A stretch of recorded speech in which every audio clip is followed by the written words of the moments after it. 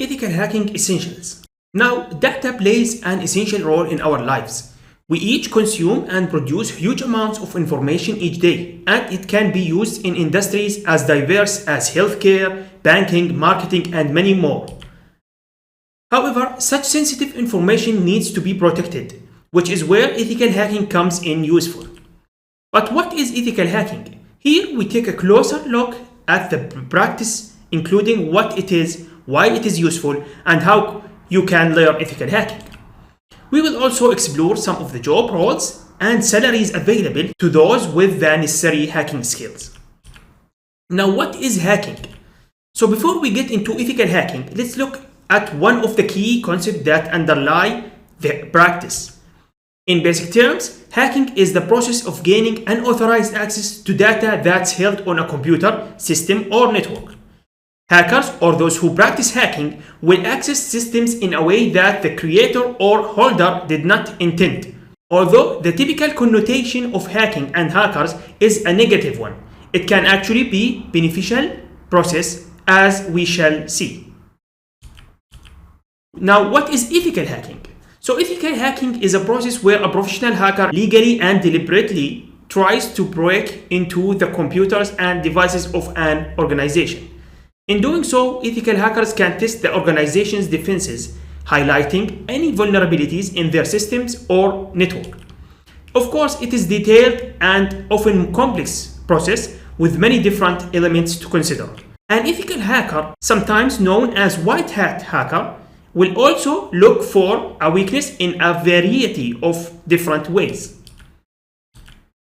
They will also perform a variety of other tasks linked to a general cybersecurity. So this can be including assessing vulnerabilities, penetration testing, gathering intelligence about entry points, scanning infrastructure to spot weakness, accessing systems or network and exploring vulnerabilities, hiding their access and evading detection, complying reports and analysis for the attempts.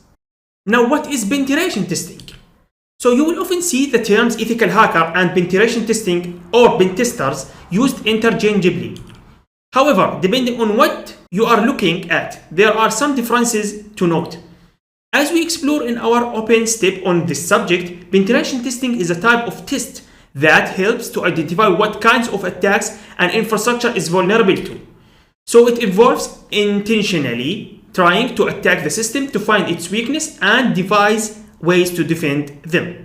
So the difference between penetration testing and ethical hacking. So what's the difference between these two? Now, while the term ethical hacking can be used to describe the overall process of assessing, performing, testing, and documenting based on a host of different hacking methodologies, penetration testing is just one tool or process within the ethical hacking. Alright, so the difference is that the penetration testing is one of the tool or the process from ethical hacking. So the bigger thing is ethical hacking. Now, understanding hacking roles. So the field of cybersecurity is broad and complex, and it is not surprising that there are several subsets of the hacking community. Ethical hackers may work for a cybersecurity firm, work in-house at an organization, or find a contract roles by working as independent consultants. So we have white hat hackers, black hat hackers, gray hat hackers, red team, we have blue team, and we have the purple team. So we will discuss each one. So let's start with white hat hackers. So a white hat hacker or ethical hacker is an individual who uses hacking skills to identify security vulnerability in hardware, software, or networks. So however, unlike the black hat hackers or malicious hackers, white hat hackers respect the rule of law as it is applies to hacking. So these are the good guys. Let's consider it. These are the good guys. So we have the black hat hackers. Black hat hackers are criminals who break into computer networks with malicious intent. So they may also release malware that destroys files, holds computer hostages, or steals passwords, credit card numbers, and other personal information. So these are considered the bad guys, by the way.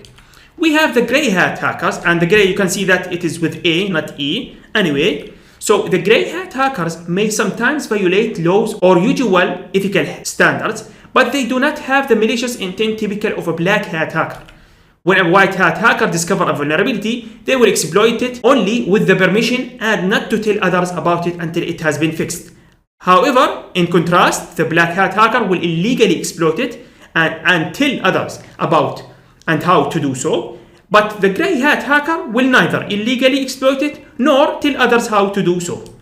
So it is like between. So he is a good and he is sometimes a bad. He is in the middle. Now we have a term called red team in the cybersecurity.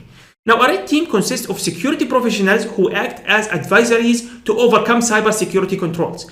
Red teams often consist of independent ethical hackers who evaluate system security in an objective manner.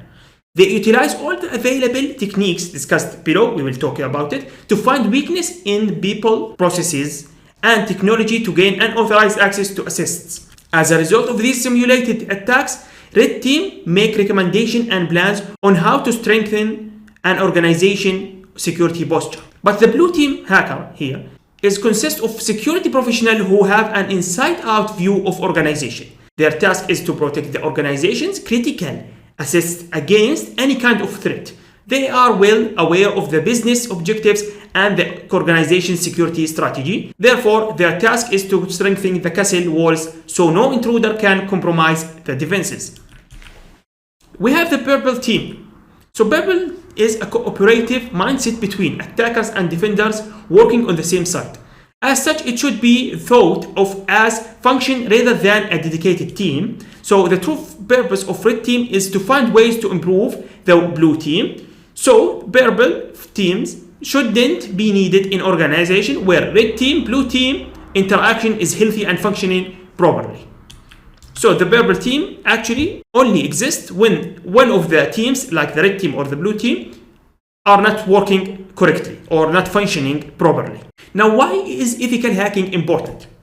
So we know what ethical hacking is, but why computer hacking be so beneficial?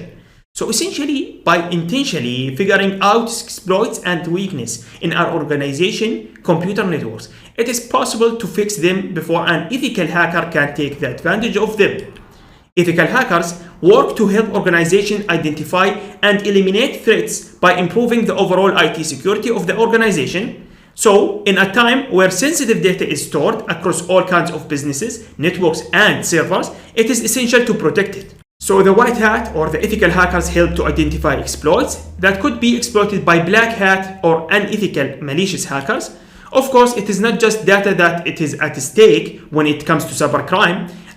For example, we have a 2020 report by the Center for Strategic and International Studies and security software company McAfee found that cybercrime losses amount to around 945 billion. Can you believe that? Up from 522 billion in 2018.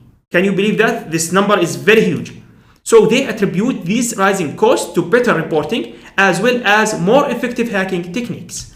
As well as the loss of the data and money, cybercrime can harm public safety, damage economies, and undermine national security. So evidently, it is essential to protect organizations and their data, and ethical hacking can play a crucial role in this protection. Thanks for watching. Now, in the next lecture, we will talk about the ethical hacking processes. I will see you there.